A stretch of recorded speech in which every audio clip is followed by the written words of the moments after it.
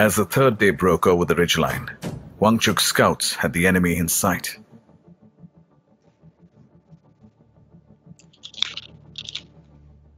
यहाँ पर तो पूरा पाकिस्तान के ट्रेन है साहब।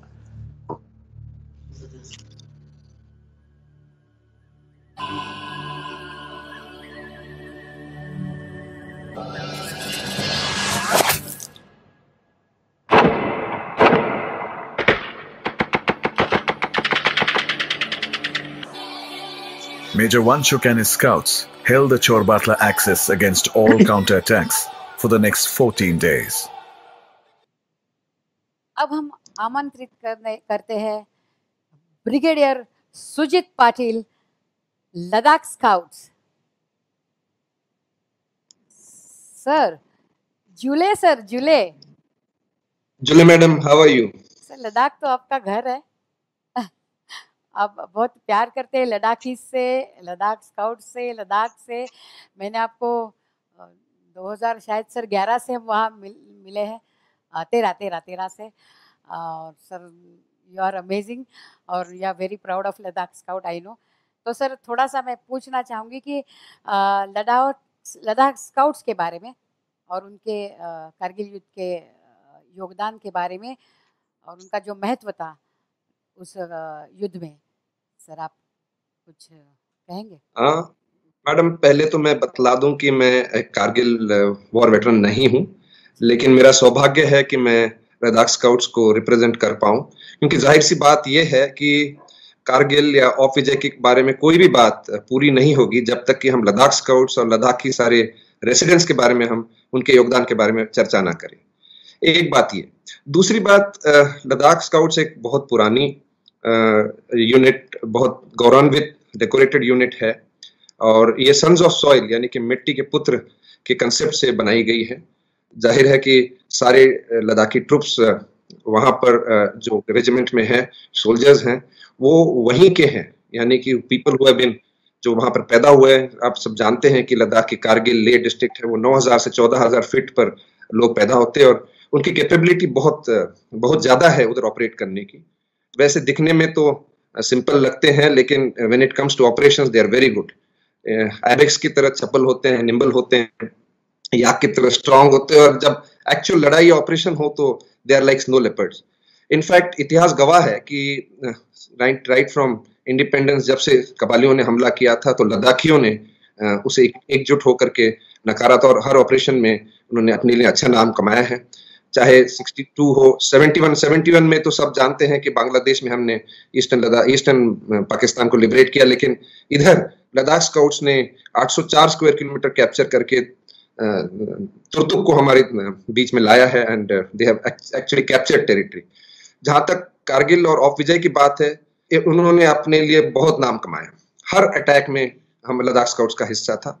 इंडिपेंडेंटली तो बहुत उन्होंने अटैक लीड किए, चाहे चोरबाटला, बटालिक, पद्मागो, डॉग हिल, इंडिपेंडेंटली तो अटैक लीड किए ही किए, लेकिन उसके अलावा कई सारी इन्फेंट्री रेजिमेंट्स और ब्रिगेड्स को बहुत अच्छी तरह से सपोर्ट किया, गाइड्स के तौर पर, रूट ओपनिंग के तौर पर, डिफिकल्ट एक्सेस खोलने के लिए या फिर फॉलो ऑन सपोर्ट के लिए। तो ये पूरे एक्शन में लद्दाख स्काउट्स का बड़ा नाम हुआ एंड उसके बाद उनको इसमें तगमे भी मिले। It is one of the most decorated, अगर सोल्जर टू डेकोरेशन बहुत ज्यादा मिले हैं उनको।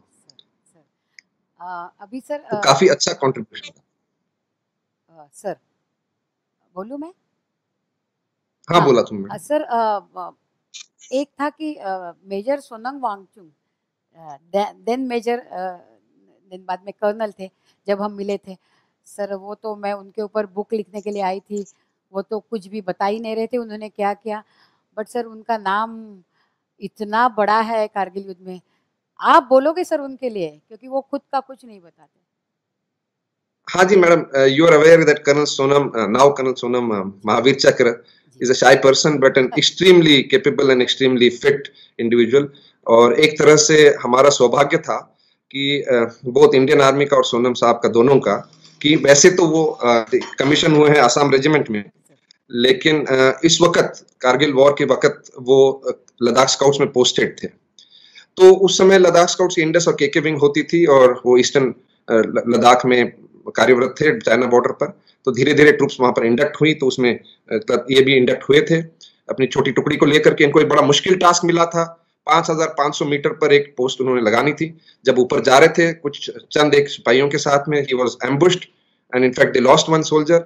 लेकिन इनका काउंटर एक्शन इतना अच्छा था, that is because their capability to operate in such high hills is that उस एम्बुश को उन्होंने काउंटर फ्लैंक किया और जहां एम्बुश पर पाकिस्तानी बैठे थे उन्हीं को उनके ऊपर जाकर के उनको न्यूट्रलाइज किया। तो उस तरह से शिकारी एक तरह से शिकार हो गया। और दो बातें बड़ी हुई उस ऑपरेशन से।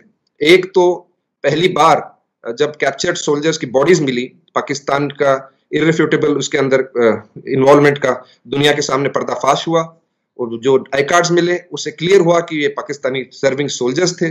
और एक तरह से उसके पहले हमारे इंडियन आर्मी को काफी रिवर्सेस हुई थी, तो वो एक हमारी मोरल मोटिवेशन के लिए बहुत अच्छा एक्शन माना गया था। और मुझे याद है जनरल मलिक ने उस एक्शन को खुद सराहा था और कांग्रेचुलेटरी मैसेज भेजा था। और इस एक्शन के बाद एक तरह से लड़ाई का रुख बदल गया, टाइड चेंज हुई। तो कर्नल सोनम का उस ट्रूप्स के कंट्रीब्यूशन का तो बहुत ज्यादा लद्दाख ये ऑपरेशन विजय में इफेक्ट पड़ा था। सर अभी आप एनडीए के बारे में मैं एक पूछना चाहूँगी कि नेशनल डिफेंस अकादमी वहाँ के कितने सारे बंदे सर आज आर्मी में अपना नाम बना के रखे हैं उन्होंने। वो as a boy they come in academy and they come out as a gentleman, ऐसा कहा जाता है। सर कुछ एक शॉर्ट में उसके बारे में आप बताएंगे सर, एनडीए के बारे में? हाँ जी मैम, मैं इस वक्त तो एक स्टाफ में पोस्टेड हूँ यहाँ पर। पहले इंस्ट्रक्टर हुआ करता था as a young captain and मेरा ये सौभाग्य कि मैं दूसरी बार यहाँ पर आया हूँ।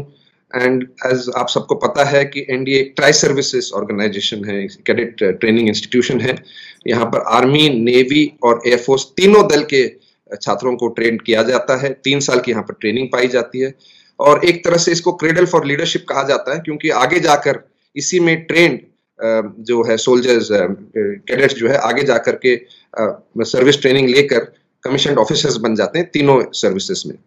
अब तक तकरीबन 35,000 आर्मी ऑफिसर्स एक्स एनडीए हैं और इन्होंने हर फील्ड में अपने लिए नाम कमाया है, चाहे वो बहादुरी का फील्ड है which is the most important, चाहे एडवेंचर, चाहे स्पोर्ट्स, चाहे every field that you can think of, ex-NDAs have outshone themselves. And इस वक्त के तीनों service chiefs are ex-NDAs.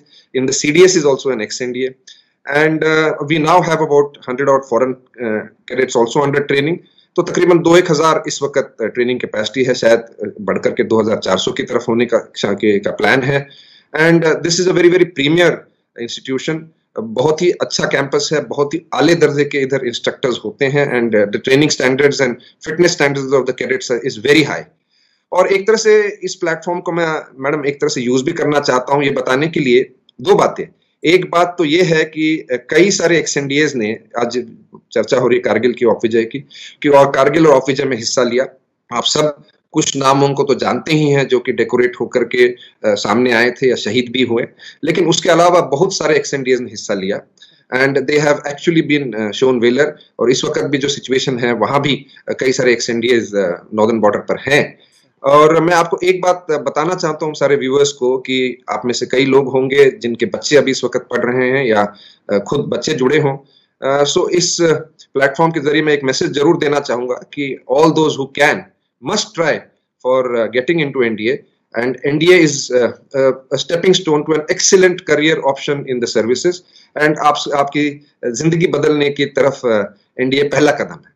Thank you sir, आपने इतना सही तरह से कहा है, मुझे पूरा मतलब कॉन्फिडेंस है कि जो युवा आज देख रहे हैं वो कल उठ के एनडीए के चक्कर तो ज़रूर लगाएंगे, एटलीस्ट आके तो देखेंगे वहाँ क्या है, और एक बार वहाँ कदम रखने वाला आदमी पीछे जाने वाला नहीं। ये तो एनडीए का रुतबा है sir. Thank you very much sir. और before I go, I must compliment you for 2 things. One is that आप इतने सालों से, इस वक्त अगर ये कोविड सिचुएशन नहीं होती तो मुझे पता है आप द्रास में होते। इतने सालों से ये लक्ष्य फाउंडेशन चला रहे हैं और even in the Covid times और इस समय के मुश्किल स्थिति में भी आपने ये ओटीटी प्लेटफॉर्म लेकर के सबके सामने कारगिल को दोबारा लाया है। आई कॉम्प्लीमेंट यू एंड लक्ष्य and all your endeavours and wish you all the very best. Thank you very much. ये तो सब मैं कर पा रही हूँ क्योंकि मेरी लक्ष्य की टीम सर बहुत मेरे साथ जुड़े हुए हैं वो लोग। पहले अकेले शुरू किया था, अब कारवां बन गया है और लोग बहुत हैं मेरे पास। एंड सर, आपको देख के, सैनिकों को देख के ही तो हम ये सब ऊर्जा लेके काम करते हैं। We are very proud of our arm forces sir. Thank you very much. मैं अपने All the Ladakh best. Scouts के लिए सर एक ज़रूर कहना चाहूँगी, क्योंकि मैं बहुत प्यार करती हूँ उनसे।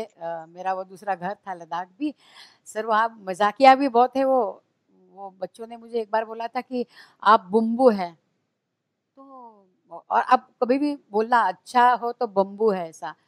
तो जब भी मैंने उसको बुम्बू कहा तो वो बोला मुझे नहीं कहना, मुझे नहीं कहना। मैं बोली क्यों? तो बोले बुम्बू का मतलब गधा होता है। तो सर ये ऐसे लद्दाख स्काउट के बंदे जितने उतने हुनर है, उतने ही वो मजाकिया भी है। जिंदगी पहाड़ी की लोग अलग तरह से जीते हैं sir. We can learn so many मैं जाते जाते एक बात बोलना चाहता हूं। मैं सर। लद्दाख स्काउट्स और ट्रूप्स के बारे में तो हमने बात बहुत की और आपने भी की, लेकिन जो लद्दाखी रेसिडेंट्स हैं, चाहे वो कारगिल के हैं, चाहे द्रास के हैं, चाहे दूर दराज के इलाकों में हैं, उन्होंने बहुत ज्यादा योगदान दिया है even in of Vijay in Kargil.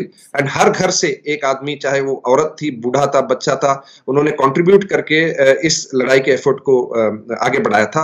और उनका कंट्रीब्यूशन भी हम सब ने याद रखना चाहिए। एक कॉमन लद्दाखी ने भी बहुत ज्यादा कंट्रीब्यूट किया है। Thank you. या वेरी राइट सर। हमने लास्ट ईयर उनको सम्मानित भी किया था सर, वहाँ पे अपने प्रोग्राम में, मेरा देश मेरी पहचान। तो मैं उनके लिए ये कहना चाहूंगी, हौसले हो बुलंद तो पत्थर पिघलते हैं, पर्वतों के सीने से भी रास्ते निकलते हैं, किकी सोसो लार गायलो।